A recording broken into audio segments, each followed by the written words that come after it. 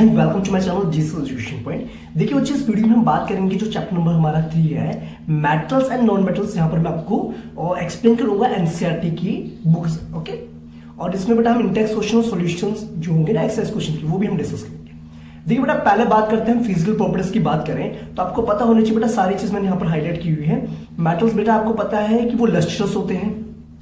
Lustrous का मतलब होता है इनका जो सरफेस होता है वो शाइनिंग सरफेस होता है, ओके। और दूसरी बात बेटा, यहाँ पर जो मेंशन है ये एक्टिविटीज बेटा आप पढ़ लेंगे तब भी समझ में आ जाएगा आपको, ठीक है। मेटल्स क्या होते हैं, जनरली हार्ड होते हैं, लेकिन कुछ मेटल्स जैसे सोडियम हो गया, पोटेशियम हो गया, ये आपके सॉफ्ट होते हैं, इनको हम नाइफ से इजिली कट कर सकते हैं, ठीक है।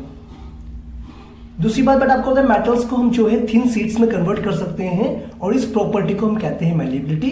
जैसे गोल्ड और सिल्वर जो होते हैं वो ज्यादा मैलिएबल मेटल्स होते हैं, मोस्ट वैल्यूएबल मेटल्स की कैटेगरी में आपके आते हैं, okay. The ability of metals to be drawn into thin wires is called ductility. जो मेटल्स की एबिलिटी है ना बेटा थिन वायर्स में कन्वर्ट होने की, ओके, जब उनको हम बीट करते हैं, ठीक है, हैमरिंग करते हैं, तो उस प्रॉपर्टी को हम कहते हैं डक्टिलिटी कहते हैं। और गोल्ड जो है सबसे ज्यादा डक्टाइल मेटल की कैटेगरी में आता है। जैसे कि बेटा यहां पर मेंशन है, a wire of about 2 kilometre length can be drawn from the 1 gram of gold. 1 gram gold से हम लगभग 2 किलोमीटर लंबी वायर बना सकते हैं। तो इसका मतलब गोल्ड जो है मोस्ट डक्टाइल कैटेगरी में आता है और मैलिएबल भी आपका होता है। Clear note, that's good. जैसे कि बेटा 3.5 एक्टिविटी में मेंशन है, आपने एक एल्यूमिनियम और कॉपर की वायर लेनी है, ठीक है, उसको एक स्टैंड पे इस तरीके से क्लैंप कर देना आपने। अब क्या कर, आपने वैक्स का यूज करके ये जो पिन है यहां पर आपने अटैच कर दी। अब आप क्या कर रहे हैं, इस वायर को आप क्या कर रहे हैं, हीट कर रहे हैं। तो आप क्या देखेंगे बेटा, आप देखेंगे कि जो पिन है, पिन विल फॉल डाउन। क्यों गिर जाएगी? क्योंकि आपको पता है ये जो मेटल है, metal is a good conductor of heat. तो हीट क्या होगा, यहां से यहां जब ट्रांसफर होगी तो ये जो वैक्स है, वैक्स स्टार्ट्स मेल्टिंग। और जब वैक्स मेल्ट होना स्टार्ट हो जाएगा देन पिन क्या हो जाएगा, फॉल डाउन। तो इसका मतलब ये हुआ metals are good conductor of heat, okay, ठीक है। जैसे यहां पर मेंशन भी है, metals are good conductor of heat and have high melting point. The best conductors of heat are silver and copper, lead and mercury are poor conductor of heat. ये सब ध्यान रखेंगे बेटा, क्लियर, दैट्स गुड। अब जैसे बेटा यहां पर उन्होंने एक एक्टिविटी और दिखा रखी है, यहां पर ये कह रहे हैं इस तरीके से आपने इलेक्ट्रिक सर्किट बनाया, ओके, ठीक है। अब आपने ए और बी टर्मिनल्स के बीच में क्या करना बेटा, आपने कोई भी सैंपल यानी कोई मेटल आपने लगाना है और चेक करना है कि बल्ब आपका ग्लो करेगा कि नहीं करेगा। तो आप देखेंगे कि मोस्टली जो मेटल्स आपके होते हैं वो गुड कंडक्टर ऑफ इलेक्ट्रिसिटी होते हैं और उनके अंदर से करंट जो है पास ऑन हो सकता है। इसीलिए जो वायर होते हैं उसके ऊपर क्या होती है बेटा, पीवीसी की कोटिंग की जाती है, पॉलीविनाइल क्लोराइड या रबड़ की, ठीक है, रबड़ लाइक मटेरियल की कोटिंग की जाती है, ताकि बेटा वो तो आपका पीवीसी एक इंसुलेटर काम करता है ताकि कंडक्शन जो है आपकी बॉडी में ट्रांसफर ना हो। मेटल्स क्या करते हैं बेटा, आपको पता है रिंगिंग साउंड प्रोड्यूस करते हैं, इसलिए मेटल्स को हम सोनरस भी कहते हैं। तो बात समझ में है बेटा आपको, मेटल्स आपके हार्ड होते हैं, इनका मेल्टिंग पॉइंट और बॉइलिंग पॉइंट हाई होता है, ये सोनरस होते हैं, लस्ट्रस होते हैं और गुड कंडक्टर ऑफ हीट और इलेक्ट्रिसिटी मैंने आपको बता दिया है, ठीक है। तो ये कुछ प्रॉपर्टीज होती हैं मेटल्स की जिसको हम कहते हैं फिजिकल प्रॉपर्टीज ऑफ मेटल्स। लेकिन बेटा कुछ मेटल्स ऐसे भी हैं जो इन कंडीशंस को सेटिस्फाई नहीं करते, एक्सेप्शन केस भी आता है कहीं कहीं, जैसे कि आपको बताएंगे आगे। देखो नॉन मेटल्स की बात करें तो बेटा आपको पता है कार्बन, ऑक्सीजन, सल्फर, आयोडीन, ये सारे के सारे क्या है, नॉन मेटल्स की कैटेगरी में आपके आते हैं। नॉन मेटल ज्यादातर बेटा आपको सॉलिड फॉर्म में मिल सकते हैं, गैसेस फॉर्म में मिल सकते हैं, और ठीक है।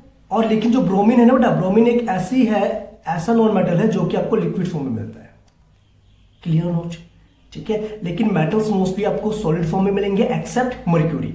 मर्क्यूरी जो है रूम टेम्परेचर पे आपको लिक्विड फॉर्म में ही मिलेगा, ओके।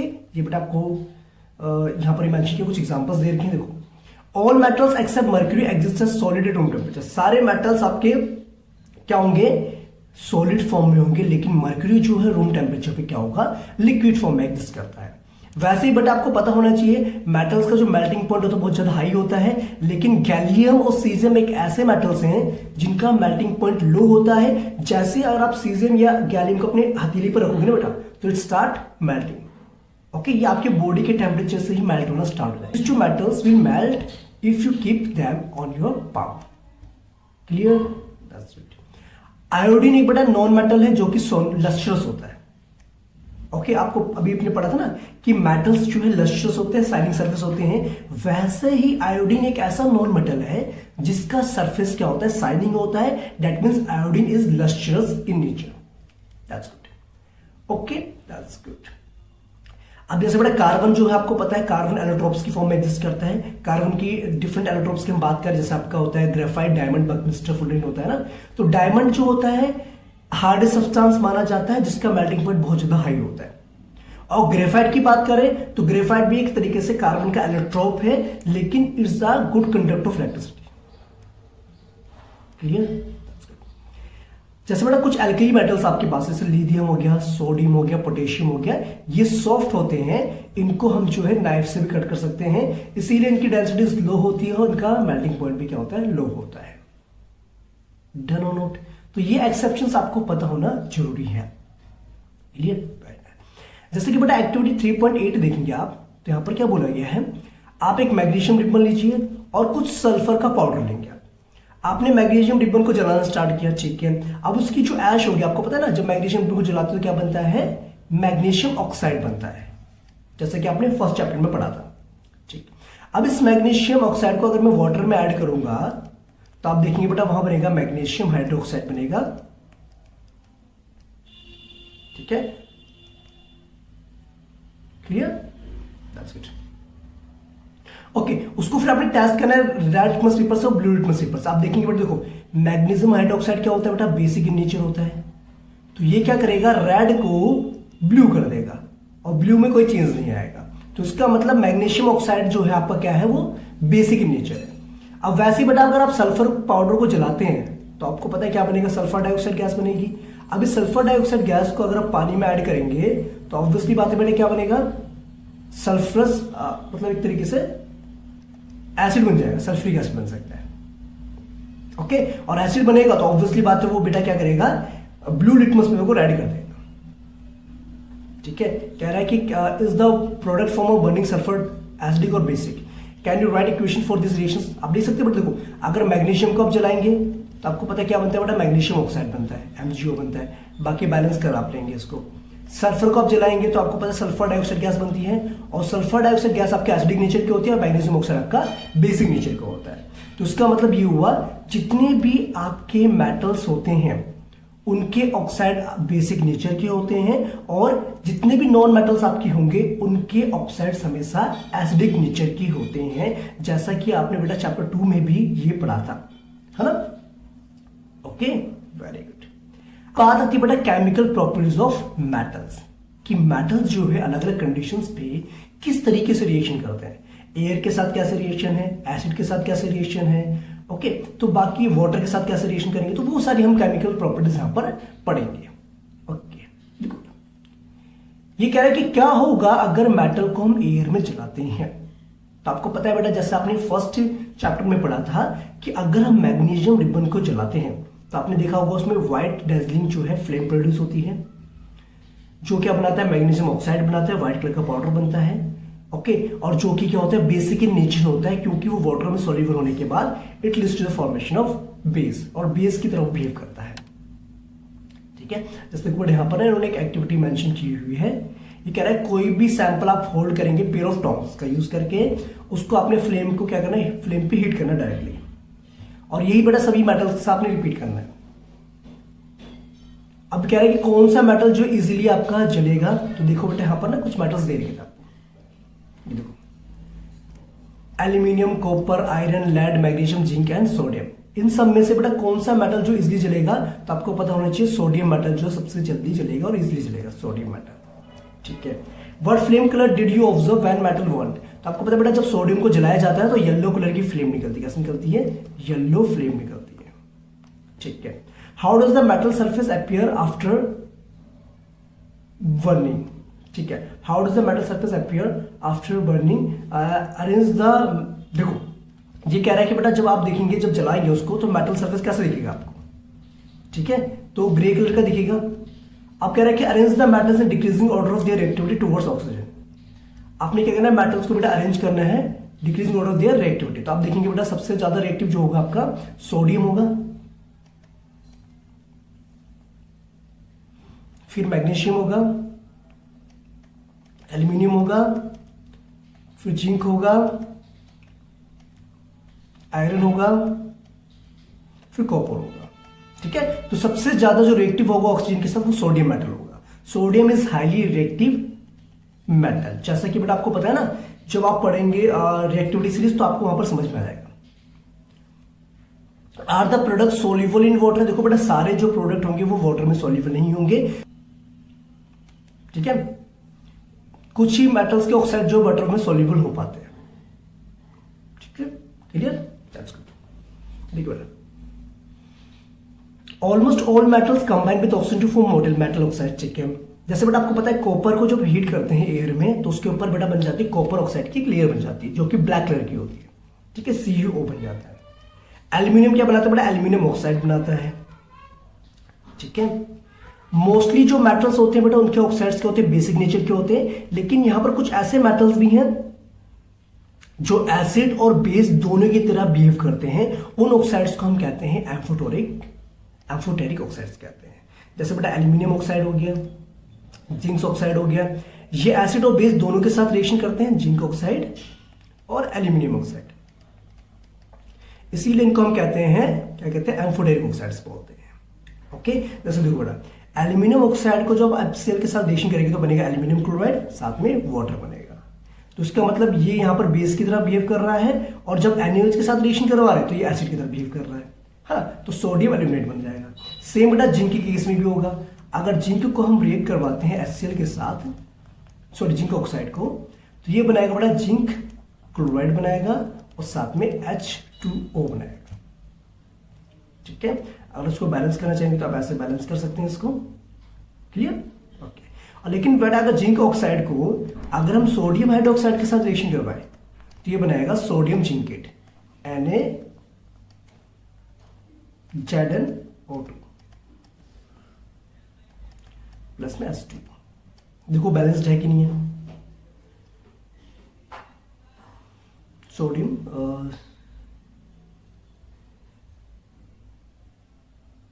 Na2ZnO होता है सर इसका फॉर्मूला, देख लेना बेटा इसके फॉर्मूले में थोड़ी करेक्शन कर लेंगे आप। ठीक है, Na2ZnO होगा, ये बन जाता है बेटा सोडियम जिंकेट बन जाता है। क्लियर? That's good. इतनी बात ध्यान रखिए बेटा। ओके, देखो बेटा यहां पर लिखा है सोडियम ऑक्साइड और पोटेशियम ऑक्साइड जो है वाटर में सॉल्युबल होने के बाद क्या बनाते हैं? एल्कलीज बनाते हैं। आपको ये तो पता है बेटा जो बेस वाटर में सॉल्युबल होते हैं वो क्या बनाते हैं? एल्कलीज बनाते हैं। इसीलिए मैं बोल रहा था सभी मेटल्स के जो ऑक्साइड्स होते हैं वाटर में सॉल्युबल नहीं होते हैं, तो इसका मतलब सारे के सारे जो बेस होते हैं आर नॉट एल्कलीज। ओके, दूसरी बात बेटा अब लिखा क्या है? पोटेशियम सोडियम जो है रिएक्ट करते हैं vigorously, they catch fire if kept in open, hence to protect them and to prevent accidental fire their cap immersed in kerosene oil।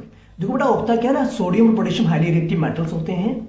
Okay, ये ऑक्सीजन के साथ जो है बड़ी जल्दी रिएक्ट करते हैं और एक तरीके से हाईली एक्सोथर्मिक रिएक्शन प्रोड्यूस होता है, तो इसीलिए इनको केरोसिन ऑयल के अंदर रखा जाता है। ठीक है, जैसे बेटा कुछ मेटल्स ऐसे भी हैं जो अपने ऊपर एक ऑक्साइड की लेयर बनाते हैं, जैसे मैग्नीशियम हो गया, एल्यूमिनियम हो गया, जिंक लेड। ठीक है, ताकि वो जो है फर्दर उनका ऑक्सीडेशन ना हो सके। ओके, तो इसीलिए और कुछ मेटल्स बेटा आपको पता है रिएक्ट नहीं करते ऑक्सीजन, जैसे सिल्वर और गोल्ड हो गया। ओके, तो कभी कभार बेटा क्या करते हैं ना, एल्यूमिनियम को बचाने के लिए करते हैं एल्यूमिनियम के ऊपर एक ऑक्साइड की थिक लेयर बनाते हैं by the process of anodising. Okay, anodising में क्या होता है, जो हमारा पास क्लीन जो एल्यूमिनियम आर्टिकल होता है ना, उसको हम एनोड पे रखते हैं और उसको हम इलेक्ट्रोलाइज करते हैं विद डाइल्यूट सल्फ्यूरिक एसिड के साथ। तो ऑक्सीजन क्या होती है बेटा, ऑक्सीजन जाती है एनोड पे और वो एनोड पे जाने पे बाद क्या करती है, एल्यूमिनियम को ऑक्सीडाइज कर देती है, जिसके बाद एल्यूमिनियम के ऊपर एक थिक लेयर बन जाती है ऑक्सीजन की, जो उसको फर्दर ऑक्सीडाइज होने से प्रिवेंट करता है। Okay, done, that's good. अब कह रहा है कि बेटा क्या होगा अगर मेटल्स को हम वाटर के साथ रिएक्शन करेंगे। तो आपको पता है बेटा बहुत सारे मेटल्स ऐसे होते हैं जो वाटर के साथ रिएक्शन नहीं करते हैं, और कुछ मेटल्स ऐसे होते हैं जो वाटर के साथ रिएक्शन करते हैं। ठीक है, तो इसमें सारा बेटा आपको जो बता रखा है वही हम यहाँ पर डिस्कस करेंगे। ठीक है, देखो यहाँ पर क्या बोला गया, मेटल्स जो बेटा वाटर के साथ रिएक्शन करते हैं तो मेटल ऑक्साइड बनता है। और साथ में हाइड्रोजन गैस प्रोड्यूस होती है। ठीक है, मेटल ऑक्साइड जो होते हैं वाटर सॉल्युबल होते हैं, soluble water to form metal hydroxide. अगर मेटल ऑक्साइड बेटा वाटर में सॉल्युबल होंगे तो वो मेटल हाइड्रोक्साइड बनाएंगे। सभी मेटल्स जो होते हैं वाटर के साथ रिएक्शन नहीं करते हैं। क्लियर और नॉट? जैसे कुछ मेटल्स है ना बेटा, सोडियम और पोटेशियम मेटल, ये ठंडे पानी के साथ भी रिएक्शन करते हैं और हाईली एक्सोथर्मिक रिएक्शन होता है। ओके, और वॉलेंट होता है। वॉलेंट क्यों होता है? बिकॉज क्या होता है, जैसे पोटेशियम मेटल या सोडियम मेटल वाटर के साथ रिएक्शन करते हैं, क्लियर, तो ये हाइड्रोजन गैस जो निकालते हैं ना, और हीट इतनी ज्यादा अमाउंट में होती है कि ये हाइड्रोजन गैस क्या होती है, कैचेस फायर, इसमें आग लग जाती है। और कैल्शियम बेटा थोड़ा सा क्या होता है, लेस वॉलेंट होता है। ये भी एक तरीके से क्या करता है, हाइड्रोजन गैस प्रोड्यूस करता है, लेकिन जो इसमें हीट प्रोड्यूस होती है ना, वो इतनी अमाउंट में नहीं होती, सफिशिएंट नहीं होती कि हाइड्रोजन में आग लग जाए। इसीलिए बेटा क्या होता है, calcium starts floating because the bubbles of hydrogen gas formed stick to the surface of metal. इसीलिए जो कैल्शियम मेटल होता है बेटा वो फ्लोट करना स्टार्ट कर देता है, बिकॉज जो हाइड्रोजन गैस के बबल्स बनते हैं ना, वो क्या करते हैं, उसकी सरफेस पे चिपक जाते हैं और उसको ऊपर लेकर के आते हैं, सरफेस पे लेके आते हैं। सेम बेटा मैग्नीशियम भी होता है। मैग्नीशियम क्या करता है, लेकिन हॉट वाटर के साथ रिएक्शन करता है, ये भी तरीके से क्या करता है, फ्लोट करना स्टार्ट कर देता है, सेम प्रोसेस के through. Clear? Okay. Aluminium, iron और जिंक जो है, they do not react with cold water, ना ही हॉट वाटर के साथ रिएक्शन करते हैं। ये रिएक्ट करते हैं स्टीम के साथ to form metal oxide and hydrogen. Okay, तो बेटा ध्यान रखेंगे, एल्यूमिनियम, जिंक और जो आयरन हमारा है, ये थोड़े से कम रिएक्टिव होते हैं मेटल्स। ठीक है, कम रिएक्टिव होने की वजह से क्या होता है कि ये सिर्फ स्टीम के साथ रिएक्शन करते हैं और हॉट और कोल्ड वाटर के साथ रिएक्शन नहीं करते। क्लियर? और बाकी जैसे मेटल्स बेटा, लेड हो गया, कॉपर हो गया, सिल्वर हो गया, गोल्ड हो गया, ये पानी के साथ रिएक्शन करते ही नहीं है। ओके, अब क्वेश्चन ये आता है बेटा, क्या होगा अगर मेटल्स को हम एसिड्स में डाल देंगे? जैसे कि बेटा आपने पहले भी पढ़ा था, जब हमने चैप्टर नंबर 1 पढ़ा था ना, तो आपने देखा होगा एक एक्टिविटी थी वहां पर कि जिंक को अगर हमने हाइड्रोक्लोरिक एसिड में या सल्फ्यूरिक एसिड में डाला था, तो वहां पर जिंक सल्फेट बना था और साथ में हाइड्रोजन गैस निकली थी ना। तो इसका मतलब मेटल्स जो है एसिड के साथ रिएक्शन करके क्या प्रोड्यूस करते हैं, सॉल्ट और हाइड्रोजन गैस प्रोड्यूस करते हैं। लेकिन सारे मेटल्स इस तरीके से रिएक्शन नहीं करते हैं। देखो यहां पर क्या लिखा हुआ है, एक्टिविटी 3.1, ये कह रहे हैं कि आप एक काम कीजिए, सारे मेटल्स को कलेक्ट कीजिए एक्सेप्ट सोडियम और पोटेशियम को। ठीक है, अगर सैंपल जो टार्निश्ड है, मतलब उस पर कोई रस्टिंग हो रखी है, कोरोजन हो रखा है, तो उसको पहले आपको सैंड पेपर से क्लीन करना पड़ेगा। सोडियम और पोटेशियम को नहीं लेना as they react vigorously even with cold water. आपको पता है बेटा, सोडियम और हम पोटेशियम मेटल नहीं रहेंगे, क्योंकि ये पानी के साथ जो है बहुत जल्दी रिएक्ट करते हैं और बहुत फास्टली रिएक्ट करते हैं। ठीक है, अब आपने कहना 1 by 1 सभी को हाइड्रोक्लोरिक एसिड के अंदर डालना है, डाइल्यूट हाइड्रोक्लोरिक एसिड के अंदर, और एक थर्मोमीटर लगा देना है। ठीक है, आप rate of formation bubbles carefully आपने देखना बेटा कि जो बबल्स बन रहे हैं उसको आपने ध्यान से देखना है। आप कह रहे हैं कौन सा मेटल जो है बहुत जल्दी रिएक्ट करेगा डाइल्यूट हाइड्रोक्लोरिक के साथ, उसके बाद आपने टेम्परेचर भी रिकॉर्ड करना है, किसमें हाईएस्ट टेम्परेचर होगा, और उसके बाद आपने उनको डिक्रीजिंग ऑर्डर ऑफ रिएक्टिविटी के बेसिस पे क्या करना है, अरेंज करना है। Okay, clear not? ठीक है, तो बच्चे इसके लिए आपको पता होना चाहिए, रिएक्टिविटी सीरीज पता होनी चाहिए और मेटल्स के बारे में पता होना चाहिए, कौन से मेटल्स हाईली रिएक्टिव होते हैं, कौन से मेटल्स आपके लीस्ट रिएक्टिव होते हैं। Clear not? Very nice.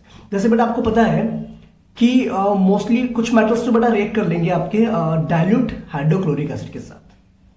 ठीक है, अब कह रहे हैं कि उस समय क्या होता है बेटा, आपको पता है साथ में सॉल्ट बनता है और हाइड्रोजन गैस निकलती है। कब? जब मेटल्स को हम एसिड के साथ रिएक्ट करवाते हैं। लेकिन बेटा जब हम HNO3 एसिड को लेते हैं, डाइल्यूट नाइट्रिक एसिड को अगर हम लेते हैं, तो उस केस में हाइड्रोजन गैस प्रोड्यूस नहीं होती है। क्यों नहीं होती? देखो, hydrogen gas is not evolved when a metal reacts with nitric acid. It is because HNO3 is a strong oxidising agent. क्यों? क्योंकि जो नाइट्रिक एसिड आपका है वो स्ट्रॉन्ग ऑक्सीडाइजिंग एजेंट होता है। ये क्या करता है, जो हाइड्रोजन गैस प्रोड्यूस होती है उसको ऑक्सीडाइज करके वाटर में कन्वर्ट कर देता है। इसीलिए बेटा हाइड्रोजन गैस निकलती तो है बट वो वाटर में कन्वर्ट हो जाती है। ओके, क्योंकि वो उसको ऑक्सीडाइज कर देता है, इसीलिए बेटा यहां पर आपको हाइड्रोजन गैस इवॉल्व नहीं होती है। Clear note? लेकिन कुछ मेटल्स ऐसे हैं जैसे मैग्नीशियम हो गया, ये ध्यान रखना बेटा, यहां से क्वेश्चन बनता है आपका। और मैंगनीज हो गया, ये जो है वेरी डाइल्यूट HNO3 एसिड के साथ रिएक्ट करने पर हाइड्रोजन गैस प्रोड्यूस करते हैं। ठीक है, तो ये जो टॉपिक है बेटा इंपॉर्टेंट है, यहां से क्वेश्चन बनता है कि नाइट्रिक एसिड के साथ जब रिएक्ट करवाते हैं मेटल्स को तो हाइड्रोजन गैस प्रोड्यूस क्यों नहीं होती है? क्योंकि वो स्ट्रॉन्ग ऑक्सीडाइजिंग एजेंट की तरह काम करता है और वो जो हाइड्रोजन गैस निकलती है उसको ऑक्सीडाइज करके वाटर में कन्वर्ट कर देता है और खुद रिड्यूस होकर के N2O और NO या फिर NO2 बना देता है। लेकिन ऐसे कुछ मेटल्स हैं जैसे मैग्नीशियम हो गया और मैंगनीज हो गया, मैग्नीशियम और मैंगनीज, ये ऐसे मेटल्स हैं जो डाइल्यूट हाइड्रोक्लोरिक एसिड के साथ, सॉरी डाइल्यूट HNO3 के साथ रिएक्ट करते हैं और हाइड्रोजन गैस प्रोड्यूस करते हैं। क्लियर है ये बेटा बात? Okay, that's good. कॉपर जो बेटा डाइल्यूट HCl के साथ रिएक्शन नहीं करता है, कि गोल्ड भी नहीं करता। ठीक है, इसीलिए बेटा ना एक्वा बनाया जाता है। एक्वा बेसिकली क्या होता है, 3:1 रेशियो वाला जो है सॉल्यूशन होता है किसका, HCl का और नाइट्रिक एसिड का। मतलब कहने का मतलब ये है, अगर आप जो है 30 ml HCl ले रहे हो तो 10 ml आपको नाइट्रिक एसिड लेना पड़ेगा। तो इन दोनों का जो मिक्सचर होता है उसी को हम क्या कहते हैं, एक्वा कहते हैं। ठीक है, जिसका यूज कहता है गोल्ड और प्लैटिनम को डिसॉल्व करने के लिए। Clear, that's good. चलिए बेटा आगे बढ़ें, वेरी गुड। अब क्वेश्चन ये आता है बेटा, how do metals react with solution of other metal salts.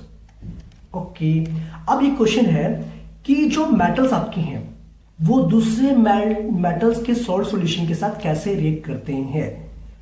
Okay, जैसे बेटा आपने एक्टिविटी की थी, याद है आपको, कॉपर सल्फेट सॉल्यूशन में आपने आयरन नेल डाली थी, तो क्या हुआ था वहां पर, कॉपर सल्फेट का सॉल्यूशन का जो कलर था वो फेड हो गया था और जो आयरन हो गई थी वो आपकी ब्राउन कलर की हो गई थी, क्योंकि उस पर क्या हो गया था, डिपॉजिट, कॉपर डिपॉजिट हो गया था। तो वही एक्टिविटी बेटा 3.12 है, वही मेंशन कर रखे यहां पर। देखो रिएक्टिव मेटल्स क्या करता है, अपने से लेस रिएक्टिव मेटल्स को डिस्प्लेस कर देता है उसके कंपाउंड्स में से या फिर उसके सॉल्ट सॉल्यूशन में से, है ना, कंपाउंड इन सॉल्ट सॉल्यूशन और मोल्टेन फॉर्म। Clear note? ठीक है, तो इस चीज का ध्यान रखना। हाईली रिएक्टिव जो मेटल होते हैं, देखो बेटा क्या बोला गया है, मेटल ए को अगर हम सॉल्ट सॉल्यूशन मेटल बी के साथ रिएक्शन करवाते हैं तो क्या होगा, सॉल्ट सॉल्यूशन बन जाएगा ए का और बी मेटल को डिस्प्लेस कर देगा। जैसे आपको यहां पर था बेटा, देखो कॉपर सल्फेट सॉल्यूशन को अगर मैं आयरन के साथ रिएक्शन करवाता हूं, इसका बेटा Fe के साथ, तो आप देखेंगे ये बनेगा आपका FeSO4 बन जाएगा और साथ में कॉपर बन जाएगा। यानी Fe ने क्या करा, कॉपर को यहां से डिस्प्लेस कर दिया, because iron is more reactive than copper. Okay, तो इसी को हम डिस्प्लेसमेंट रिएक्शन भी बोलते हैं, जैसा आप फर्स्ट चैप्टर में पढ़ चुके हैं। देखिए बेटा, रिएक्टिविटी सीरीज क्या होती है, बेसिकली अरेंजमेंट होता है किसका, मेटल्स का according to their decreasing reactivities. Okay, ऊपर वाले मेटल्स आपके हाईली रिएक्टिव होते हैं, नीचे वाले मेटल्स आपके लिस्ट रिएक्टिव होते हैं। इसको बेटा आप इस तरीके से भी याद कर सकते हैं, जैसे आपके ट्रिक बताई होगी आपके टीचर्स ने भी।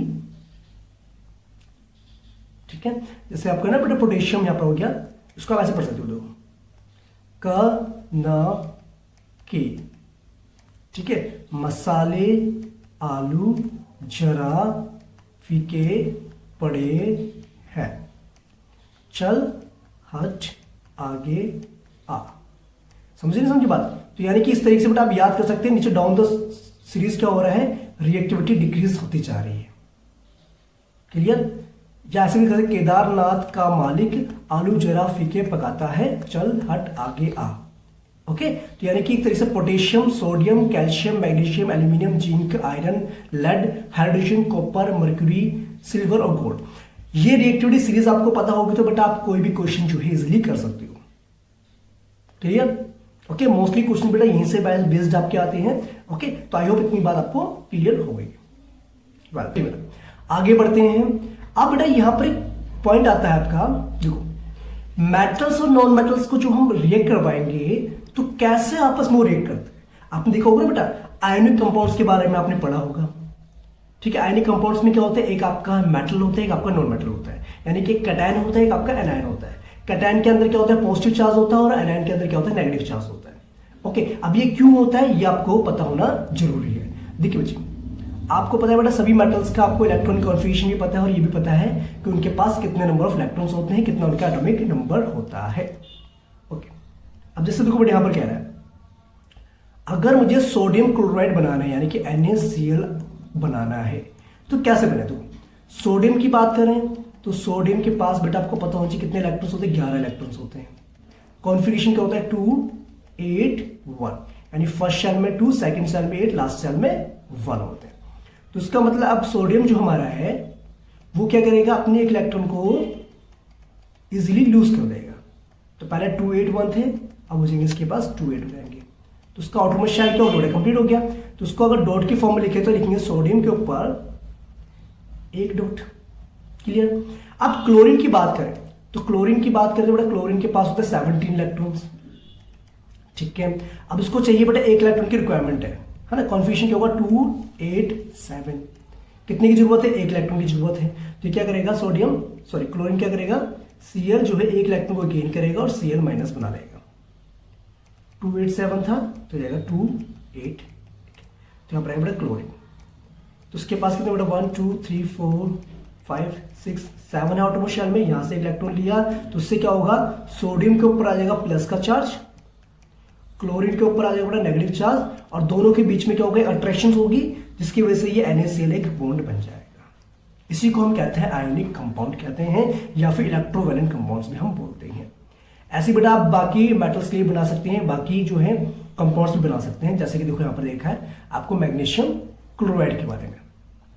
मैग्नीशियम के बाद बेटा 12 इलेक्ट्रॉन्स होते हैं, 2 इलेक्ट्रॉन लूज करें तो उसका ऑक्टेट कंप्लीट हो गया। ठीक है, तो आ गया Mg के ऊपर, आउटरमोस्ट शेल में कितने इलेक्ट्रॉन बेटा 2 इलेक्ट्रॉन्स है। क्लोरीन की बात करें तो आपको पता है कितने होते हैं, 7 इलेक्ट्रॉन्स, आउटरमोस्ट शेल 1 2 3 4 5 6 7। ठीक है, तो ये तो मैग्नीशियम बेटा इसको एक दे देगा। Okay done. फिर एक क्लोरीन और आ जाएगा बेटा, क्योंकि मैग्नीशियम के पास 2 बैलेंस इलेक्ट्रॉन है ना, तो इसको दे देगा आपका। तो बन जाएगा Mg के पास बेटा 2 प्लस चार्ज आ गया, क्लोरीन के पास बेटा आ गया कितना -1 का चार्ज, 2 क्लोरीन हो गया यहाँ पर, तो बन जाएगा आपका MgCl2 बन जाएगा। ओके, तो इस टाइप के कंपाउंड्स को हम कहते हैं आयोनिक कंपाउंड्स बोलते हैं, या फिर इलेक्ट्रोवैलेंट कंपाउंड्स भी हम बोलते हैं। क्लियर नोट, जहां पर क्या बनता है, बॉन्ड बनता है by transfer of electrons. Okay, एक इलेक्ट्रॉन देता है, इलेक्ट्रॉन लेता है। जो इलेक्ट्रॉन देता है जिसके ऊपर पॉजिटिव चार्ज आता है, पॉजिटिव चार्ज वाले को हम कहते हैं कैटायन, नेगेटिव चार्ज वाले को हम क्या कहते हैं, नेगेटिव चार्ज एनायंस कहते हैं। और इनके बीच में बेटा क्या होता है, अट्रैक्शन होती है, जिसको हम कहते हैं इलेक्ट्रोस्टैटिक फोर्स ऑफ अट्रैक्शन। और वो इतनी स्ट्रॉन्ग होती है ना बेटा कि ये जो आयनिक कंपाउंड्स होते हैं बहुत ज्यादा स्टेबल बॉन्ड बनाते हैं और स्ट्रॉन्ग बॉन्ड फॉर्मेशन करते हैं। ठीक है, जैसे यहाँ पर कुछ प्रॉपर्टीज भी बता रखी बेटा आयनिक कंपाउंड्स की। Okay, let's continue. बेटा जो एक्टिविटी हमारी है ना 3.13, इसमें कह रहा है कि अगर आप जो अलग अलग सैंपल लेते हैं, सोडियम क्लोराइड हो गया, पोटेशियम आयोडाइड हो गया, बैरियम क्लोराइड हो गया, ओके, साइंस लेबोरेटरी से, आप इनकी फिजिकल स्टेट को देखना। तो आपको पता है बेटा फिजिकल स्टेट क्या होती है इनकी, सॉलिड फॉर्म में पाए जाते हैं। उसमें से आपने कंडक्शन करके देखना है, डिसॉल्व करके देखना है वाटर में। तो इन सबसे बेटा आपको ना कंक्लूजन ये मिलता है पूरा का पूरा कि ये बढ़ेगी, कंक्लूजन मिलता है आपको। ओके, अगर आप इसको भी पढ़ लोगे तो एक्टिविटी कॉन्सेप्ट पर क्लियर हो जाएगा। देखिए आयोनिक कंपाउंड्स बेटा सॉलिड फॉर्म में पाए जाते हैं। ओके, ये हार्ड भी होते हैं, क्यों होते हैं, because of strong force of attraction between positive and negative ion, या हम कह सकते हैं because of strong electrostatic force of attraction, electrostatic forces of attraction. Clear, that's good. दूसरी बात इनका मेल्टिंग पॉइंट और बॉइलिंग पॉइंट हार्ड होता है, क्यों होता है, because of strong electrostatic force of attraction. ठीक है, वही सेम चीज होगी। ये बेटा आपके सिर्फ वाटर में सॉल्युबल होते हैं और पेट्रोल डीजल में सॉल्युबल नहीं होते। आपने पढ़ा होगा बेटा, लाइक डिसॉल्व्स लाइक। ठीक है, आयनिक कंपाउंड्स सिर्फ आयनिक कंपाउंड से डिसॉल्व करते हैं और कोवलेंट कंपाउंड्स को कोवलेंट कंपाउंड से डिसॉल्व कर सकते हैं। गुड। दूसरी बात बेटा आपको पता है कि जब सॉलिड फॉर्म में आपके आयनिक कंपाउंड्स होंगे तो उसके अंदर से करंट कभी पास नहीं होगा। तो उसके लिए हमें क्या करना पड़ता है, उसको मोल्टेन फॉर्म में कन्वर्ट करना पड़ता है या फिर एक्वस सॉल्यूशन में कन्वर्ट करना पड़ता है। क्यों, because the ions are not in free state to conduct electricity in solid form, that's why उनको एक्वस सॉल्यूशन बनाना बहुत जरूरी होता है। ठीक है, जैसे कि इसमें मेंशन भी किया हो गया। ठीक है देखो, in the molten state the electricity force of attraction between the oppositely charged ions are overcome due to heat, जिसकी वजह से वो क्या करते हैं, अपनी इलेक्ट्रिसिटी को कंडक्ट करने में मदद करते हैं। परफेक्ट है बेटा, वेरी नाइस। तो ये बेटा ध्यान रखना, यहां से क्वेश्चन डेफिनेटली बन सकते हैं आपके एग्जाम में, because ionic compounds is most important topic.